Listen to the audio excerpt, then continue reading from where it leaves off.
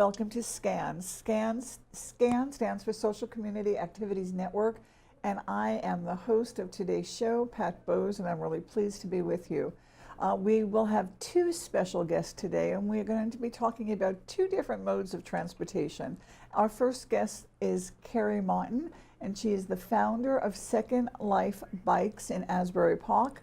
And this is a fabulous bike shop that has become a community staple. So welcome. Thank you. I'm really pleased to see you again. Yeah, good to see you. And so I was explaining to you before that SCAN had planned to do a transportation fair in 2017, but because so many wonderful things are happening in regards to this topic and all modes of transportation from walking to trains and planes, that we're going to postpone it so that we can be inclusive early 2018. Great. So with that said, I want to know more about the bike shop. How did it get started? You're not-for-profit. Yes. And where is it going? Yeah, so Second Life Bikes can be described as a youth earn-a-bike program and community bike shop. So what happens there is that bikes are donated to us, and then a couple things can happen to them. Youth can come in the afternoon, so kids ages 12 to 18 can come from 3 to 5 in the afternoons, and it's treated like a job. So they sign in, so it's a place they have to show up to, and they can work 15 hours and then earn a bike for themselves, or work an hour for a seat, or just do community service hours. So it's a way to give them mechanical skills, but also just life skills, like just a place to be at and show up and be present and learn what it's like to hustle in the real world. We also are a community bike shop, meaning that how we survive is selling used bikes, used and new bikes, doing bike repairs. But we're also, the community part of it is also that we are accessible, meaning like you could also come and use our tools or use a patch kit or go through our parts bins. So if you also want to do the work yourself, you can do that. So we try and just get people on bikes no matter what the scenario is. So let's go back a little bit. How did this all happen? I know that this came from a little idea and has grown into this wonderful shop that's in Asbury. Right, yeah. So about 12 years ago, it was just my hobby, we'll say. So on Monday afternoons, I had access to a church garage that wasn't being used, and I asked Father Bill from Holy Spirit if I could use the garage. And what it kind of morphed into was Monday afternoons from 3 to 7 o'clock, this garage and parking lot just turned into like this bike bonanza. Like I just had a few tools and bikes, and kids came there and they learned bike mechanics and got to earn a bike for themselves. But what it also became was almost just this like place where kids came to. Even if they had a bike, they came and they rode around the parking lot, and we set up the barbecue grill and they played basketball. So it's not what I set my sights for, but then realized it was just a place for kids to gather. I also realized I had worked for other bike shops at the time and just realized the need for affordable used bikes too, and whatever the reason it is, whether it's economic reason or whether you just like an old English 3-speed, people come to us for all different reasons, whether they need a bike to get to from their day job to their night job, or to the Jersey Shore, so it lends itself to bike riding. So it did slowly evolve. I then opened it. I had a little space in the homeless shelter on Memorial Drive, and now it's a major operation right in the center of Asbury, and every walk of life comes through there, whether it's a kid, an active adult, every race, every gender, every age group. People like bikes.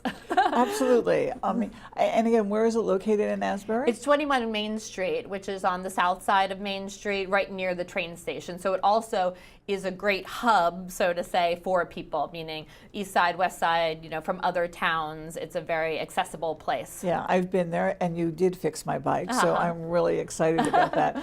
But yeah, and we have seen so many more people getting into biking for a variety of reasons. One, for true transportation and the cost of transportation now, but the other is to stay healthy.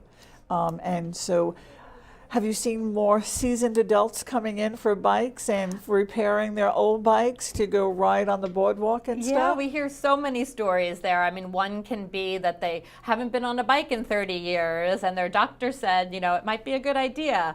And again, going back to the Jersey Shore, that it's kind of an easy place to ride a bike, meaning we have the boardwalk. So if you're slightly uncomfortable on a bike, it's a good place to practice or get on a bike again. So we have people with knee injuries that are now getting on bikes because their doctor told them to, active adults that come in. I mean, every single age group, it's good physically, and then it also is very good mentally. To go out for a bike ride in the morning is a very good way to clear your brain and think of what you need to do that day.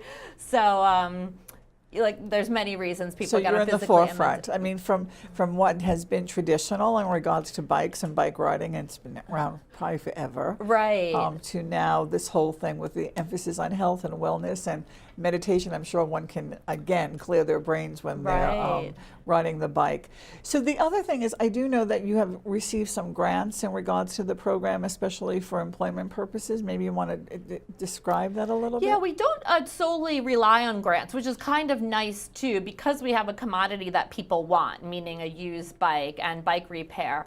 We do have a business side to us, and that's the beauty now these days, where back in the day, it used to be charities and businesses, and they were kind of separate things. Now they've kind of morphed into two, where you can see a restaurant with a social mission, and we are a bike shop with a social mission. So no longer do charities have to operate on a shoestring budget in a basement. They can also aim big.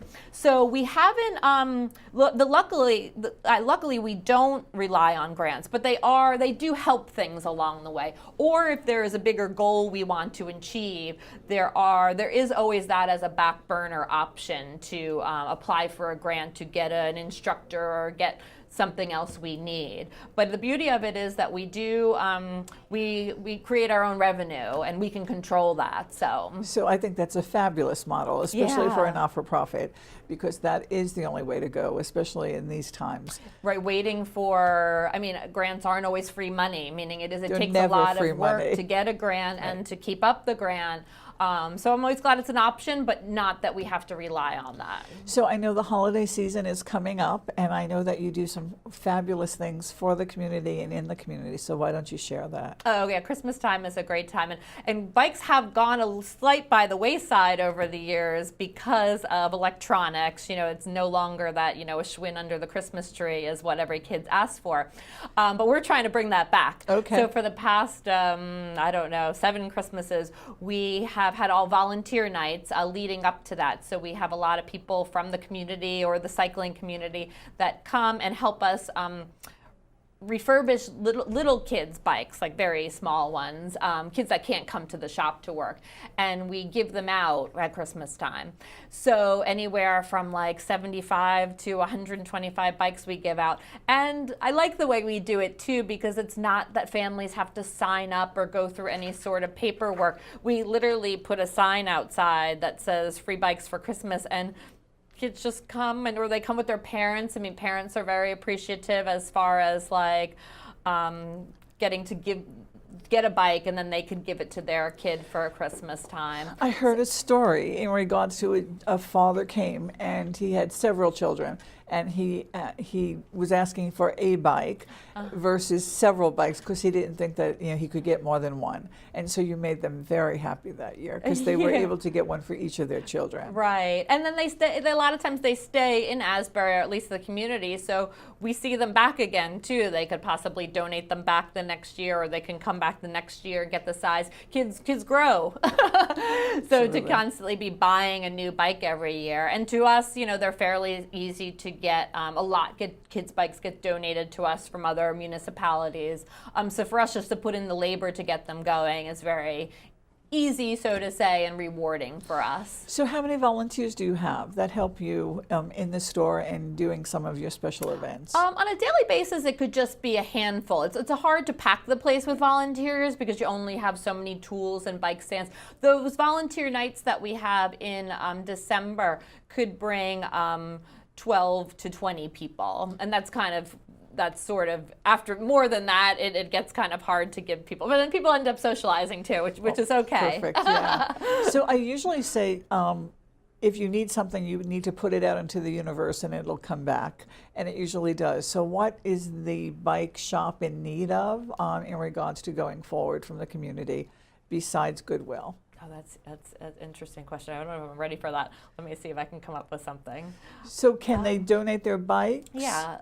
So the community, the way the community could help us is, we're always looking for used bikes. Everyone has used bikes either in their basement or their neighbor's basement, or so we gladly accept those. Word of mouth, we don't rely on any kind of advertising. I think how we've grown over the years is everyone's, my neighbor told me about this, or my brother told me about this.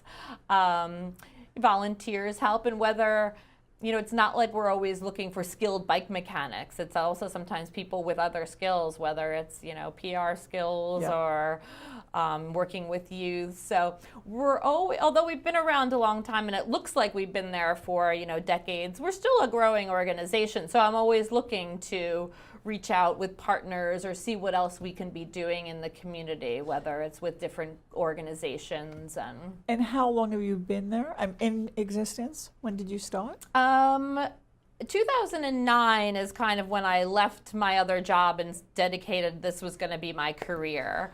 So, but the church garage days, 2005. So kind of been in Asbury Park now, 12 years, I know. Yeah, it's the place to be nowadays. And now, I've seen a lot of changes there too, as far as so many new visitors, new residents there. So that's exciting too, as far as serving our community, but then also welcoming people and showing them this eclectic, interesting space in Asbury. I mean, people kind of embrace it. There's a reason they moved to Asbury, or the reason they're visiting Asbury, because it's different. Yeah. So I think they come into Second Life Bikes and think, oh, this is cool.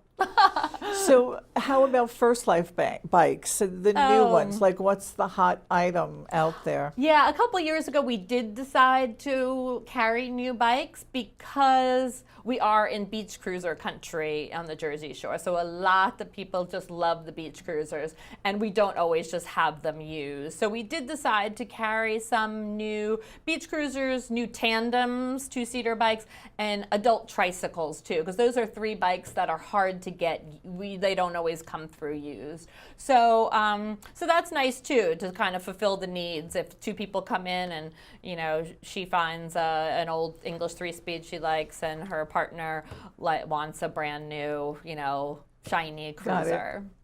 So we have about 1 more minute left. So tell the audience how they can get in touch with you, and again where the location is, and if you have a website. Oh, okay. So Second Life Bikes is at 21 Main Street in Asbury Park. It's right next to the Asbury Park train station. Yep. Our website is secondlifebikes.org. Our phone number is 776-6878, but we don't always answer the phone because we're too busy doing everything else. So come visit us. Absolutely. You've been there. It is a cool space, right? It is. It's a wonderful space, and especially to have kids' parties there. So I'm happy to hear that. But again, we've been trying to plan this conversation for a year, so I'm really happy that we've been able to have it. And I do think that bikes will stay in for a long period of time, because the movement for people to stay healthy and get out of their wellness cars and get out of their cars. Stop looking for parking, because there's no parking in Asbury Park. Right. So again, I want to take this opportunity to thank our guests, Kerri Martin, and we will make sure that we have information about your bike store here at SCAN. We'll be right back.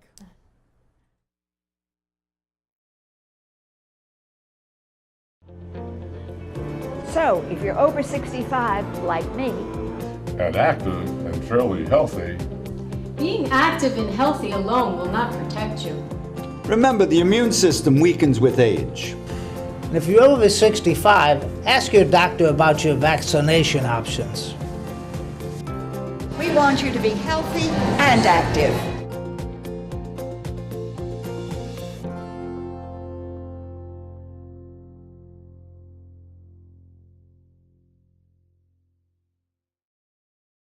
Welcome to SCAN. My name is Pat Bose, and I have my second fabulous guest with us today.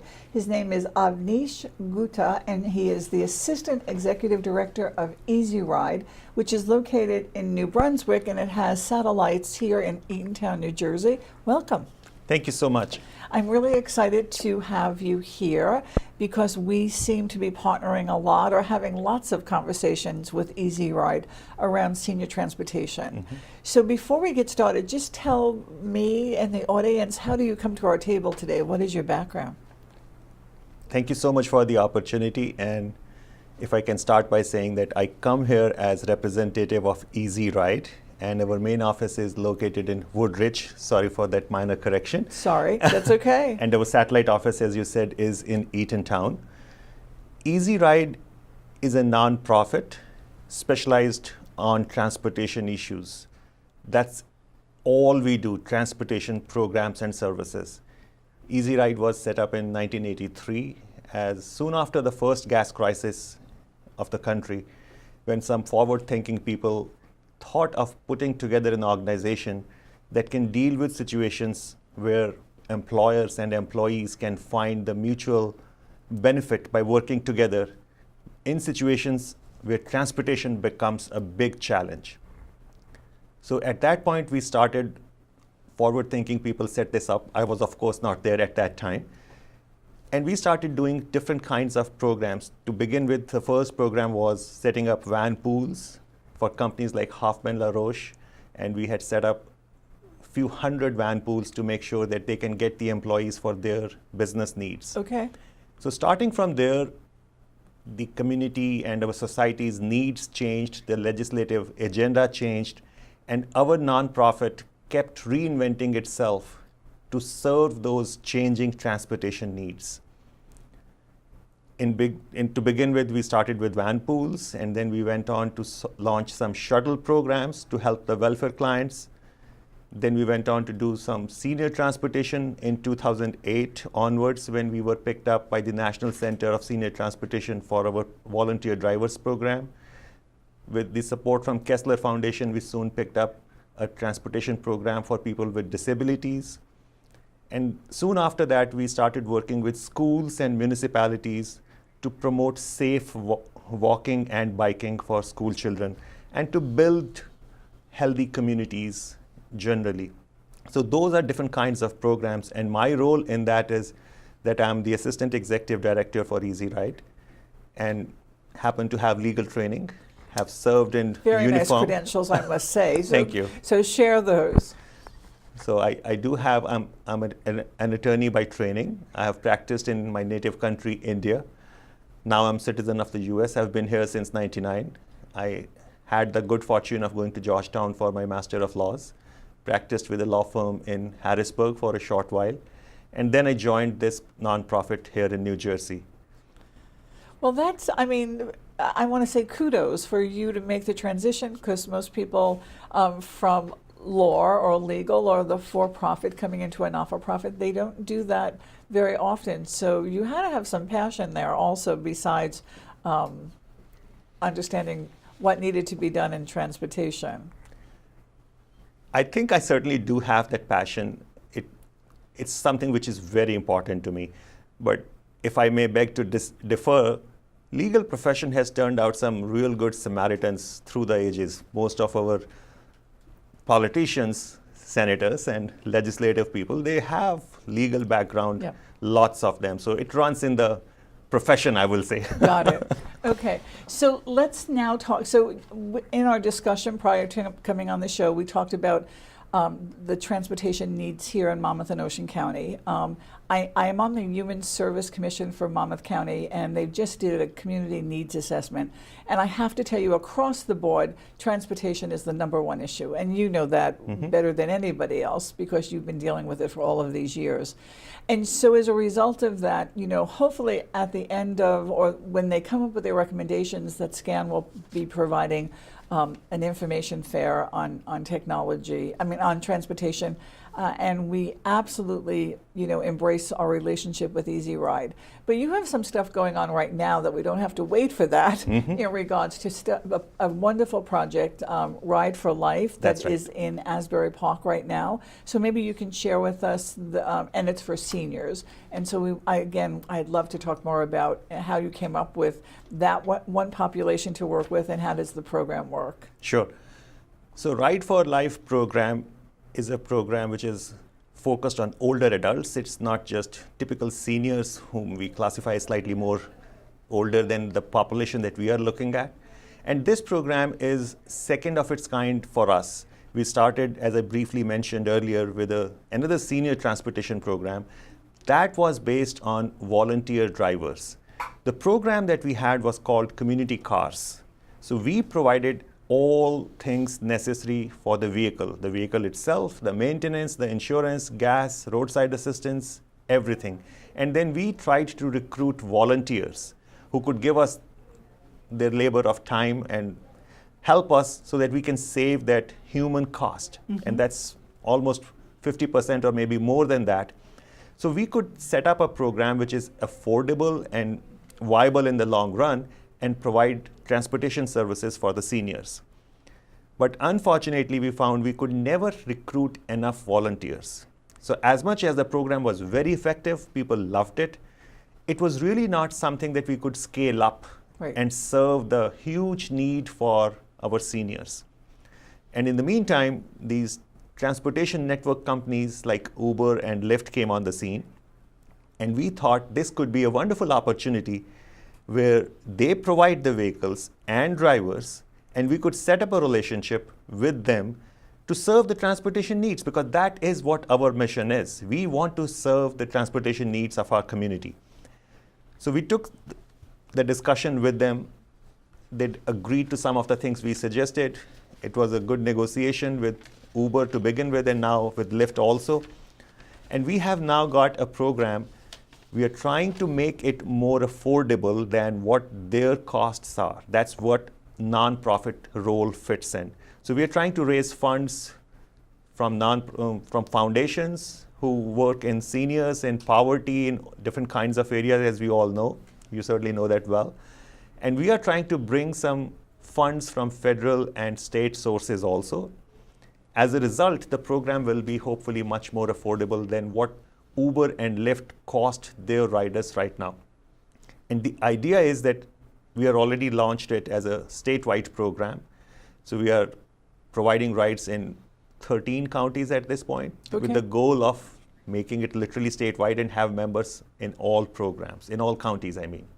Okay, but in Monmouth County and in Asbury Park, you do have a pilot, I believe, that you were able to secure some funding through Robert Wood Johnson? That's right. And I believe, so just tell us a little more about the details on that and how one can register. Sure. So the program in Asbury Park, it already has the support of Robert Wood Johnson Foundation. We had a grant from them on our Safe Routes to School and bike pedestrian programs, and we were able to use some of those funds to build the culture of health. That is what the Robert Wood Johnson Foundation is all about. So we have used some of those funds to offer transportation options at a subsidized cost for residents of Asbury Park.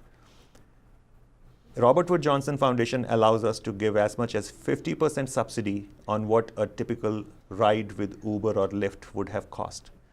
So the residents of Asbury Park can join our program by filling out our membership application, which is available online. They have to have a credit card or a debit card with which they will pay their share of the cost.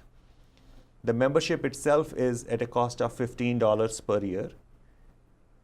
Then we provide the rides using Lyft at this point. The cost, whatever is from Lyft, that is the cost. We add $1 as administrative fee per ride, and that total cost is then subsidized 50% by the Robert Wood Johnson Foundation funds. And I think the formula is fabulous, because in many cases, people need to be places, can't wait for public transportation and all of the other stuff that might be available, which is on a very limited basis. But what makes me very excited is that you are the conduit in regards to putting the senior and Lyft together. So they would be calling your number and you would be arranging the ride and overseeing that versus the technology stuff, because we always face, working those wonderful phones and trying to make sure that we are able to contact Uber directly and stuff like that. So I think that's a win-win, and we're going to help you do that any way we can. And we're also looking for funding opportunities for you also in regards to making that more available throughout the county. So we're working with your people in Eatontown as far as making that successful. So say that I am a member of your organization, and we need to really people need to understand that it is a membership, meaning that you have to sign up. It's not just open to the public. That's right. I think it's an incredibly good investment for anyone to do that because you provide such a valuable service. So I'm now a member. I call you to set up a ride for me. You do that, and Lyft or Uber is there within 5 or 10 minutes. So I don't have to pay them directly. Do I need to tip them, or how does any of that work? Okay. An excellent question, and to get to some details of the program, the whole concept is that we want to bridge the technology divide, as you just alluded to. Some people are not able to use the technology. Some people may not be able to afford that technology of a smartphone. So our program does not require people to have smartphone, and they call us. We do require them to have a cell phone and a credit card. Right. And the idea is that they call us, and we do not need an advanced reservation. They can call us when they need the ride. Our coordinators will take the details for their pickup location, for their destination. We will provide them a quote as to what the trip might cost by looking up the right websites. Right. And share that information with them. Once the rider says yes, they are agreeing with the cost, then we go ahead and provide the ride. And we go to the extent of communicating with the rider, telling them that it could be car, a Camry or a Honda or whatever be the car. This is the license plate number. This is the name of the driver. And we share those details with the driver also, that our rider is coming out maybe wearing a red shirt. And that becomes important when we are picking people back up from busy locations like a mall or a hospital where there may be more than one person. So my last question, because we're running out of time, is how do they get in touch with you? They call our toll-free number, which is 866. If I can just refer to it quickly, it is 866-208-1307, and then they choose option 4. That puts them directly in touch with our Ride for Life program, and we will monitor their ride after we place it on the portal. Well, again, I want to thank you. We're out of time. We'll have you back once we get it going here. Thank you so much for the opportunity and for talking with me. Thank you. Thank you.